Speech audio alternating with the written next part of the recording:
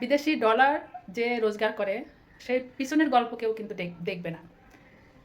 কিন্তু আপনি যদি 1 মাস, 6 মাস, 5 মাস যদি ওই ডলারগুলো আপনার পরিবারকে যদি না পাঠান, সে পরিবারের হোক বাবা মা, ভাই বোন কিংবা বউ বাচ্চা যদি সেই টাকাটা না পেয়ে থাকে, মুখ কিন্তু বেজার করে থাকবে। তার মানে আপনার ওই মানুষটাকে ভালো লাগবে না। হ্যাঁ, আমার নিজেরও ভালো লাগবে না, এটা বাস্তব কথা। আমি নিজেকে দিয়ে উদাহরণ দিলাম, আমার নিজেরও ভালো লাগবে না, কিন্তু তার রোজগার করা টাকাও কিন্তু ভালো লাগবে। তো বিচ্ছরিত জীবনধারা সুজন সখী সাহিত্য সংগঠনের সভাপতি বিলকিস খানমের আমি শিক্ষা আর বাস্তবতার শিক্ষা অনেক পার্থক্য আছে। বই পড়ে জ্ঞান অর্জন করা যায়, কিন্তু বই পড়ে কিন্তু ব্যবহার শেখা যায় না। তো বাংলা একটা কথা আছে যে আম ভালো লাগে, কিন্তু আমের ভিতরে যে আমের কুই বলি আমরা, সেই আটিটা যে আছে সেটা কিন্তু সবার ভালো লাগে না, মানে ওটা হচ্ছে তিতা। হ্যাঁ, তিতা জিনিস কারোর ভালো লাগবে না। আপনার পিছনে কি হচ্ছে ওইটা দেখার কারোর টাইম নেই। পিছনে অনেক অনেক হিস্ট্রি থাকবে, অনেক গল্প থাকবে, অনেক ইতিহাস থাকবে, ইতিহাসের পাতাও থাকতে পারে, বাট পিছনে কি হলো না হলো ওইটা দেখার কারো টাইম নেই। কিন্তু আপনার টাকাকে সবাই ভালো লাগবে। মানে দিলে একটা বাংলা কথা আছে, একটা দিলে ভালো, না দিলে খারাপ। দিলে আপনি সবার কাছে ভালো, আর না দিলে সবার কাছে খারাপ। আবার আপনি যখন উচিত কথা বলবেন তখন আপনাকে কারো ভালো লাগবে না, উচিত কথা কারোরই ভালো লাগবে না। কিন্তু আপনি যদি মিথ্যা কথা বলেন, মধুর সুরে মধু দিয়ে জান প্রাণ আত্মা সোনা কলিজা, তোমার হাতের রুটি ভালো লাগে, তোমার হাতের তরকারি ভালো লাগে, তোমার এটা ভালো লাগে, তোমার কানের ধুল ভালো লাগে, তোমার চুল ভালো লাগে, তোমার চোখ ভালো লাগে, তোমার সব কিছু ভালো লাগে। তোমার সব ভালো লাগে। এটা যদি ভালো নাও লাগে, তারপরে আপনি মিথ্যা কথা বলবেন, তারপরে তার ভালো লাগবে।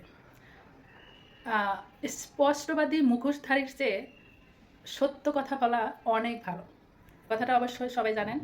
তো আমি সবসময় স্পষ্ট কথা বলতে ভালোবাসি, সে হোক আমার পরিবার কিংবা অন্য কেউ। আর যারা স্পষ্ট কথা বলে, যারা সত্যি কথা বলে, তাদের কিন্তু পূর্ব পশ্চিম উত্তর দক্ষিণ দেখবেন যে কোনো মানুষ থাকে না, সে সবসময় একাই থাকে। কিন্তু যে থাকে মাথার উপর পূর্ব পশ্চিম উত্তর দক্ষিণ যে আল্লাহ আছে, তিনি কিন্তু সবসময় তার পাশে থাকে, সব সময়, মানে অল টাইম পাশে থাকে। বাস্তবতা এমনটাই, আপনি যতদিন পরিবারে হোক আর পরিবারের বাইরে হোক, যতদিন আপনি মুখ বুঝে সব সহ্য করবেন, ততদিন সবার আপনি প্রিয় পাত্র বা পাত্রী হয়ে থাকবেন, সে পুরুষ হোক আর মহিলা হোক। যতদিন আপনি টাকা পয়সা দিতে পারবেন, ততদিন আপনি সবার কাছে ভালো থাকবেন, সে হোক পুরুষ মহিলা যেই হোক না কেন।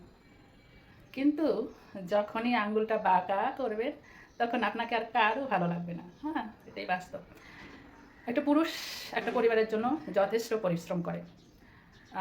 পুরুষদের টাকা না হলে আমাদের চলেই না। অর্থনৈতিক চাহিদা মানুষের থাকবেই, অর্থনৈতিক সমস্যা মানুষের থাকবেই, আর মানে সব কিছু মিলেই কিন্তু আমাদের চাহিদাটা থাকে। কিন্তু কিছু কিছু মানুষ আছে, দেখবেন যে এদের চাহিদার কোনো শেষ নেই, মানে এদের চাহিদার কোনো শেষ নাই। মানে তার ধন সম্পদ পরিপূর্ণ আছে, কিন্তু তার মনে শান্তি নেই, অস্থিরতা ফিল করে, এটা কখন নিবে, ওটা কখন দিবে, এটা কখন কার কাছে চাবে। সবসময় চাইলেই কিন্তু সব পাওয়া যায় না। আমি যথেষ্ট, আমার ইচ্ছা, আমার স্বপ্ন, আমার সব কিছুই মানে থাকবে, এটাই স্বাভাবিক, কিন্তু অতিরিক্ত কোনো কিছুই ভালো না। সে হোক কথা কিংবা টাকা পয়সা ধন সম্পদ, মানুষের চাহিদা সীমিত রাখবেন, সুখী থাকবেন। মানে চাওয়া পাওয়া কম রাখবেন, সুখী থাকবেন। আপনার সুখ দুঃখ মিলেই কিন্তু জীবন, আপনি কম রাখুন, অন্যর গীবত করা কম করুন, আর যাকে আপনার ভালো লাগবে না তার থেকে দূরে থাকুন, 10 হাত দূরে থাকুন, কিন্তু শরীরটাকে ভালো রাখুন, মনটাকে ভালো রাখুন। দেখবেন যে অনেক ভালো থাকবেন।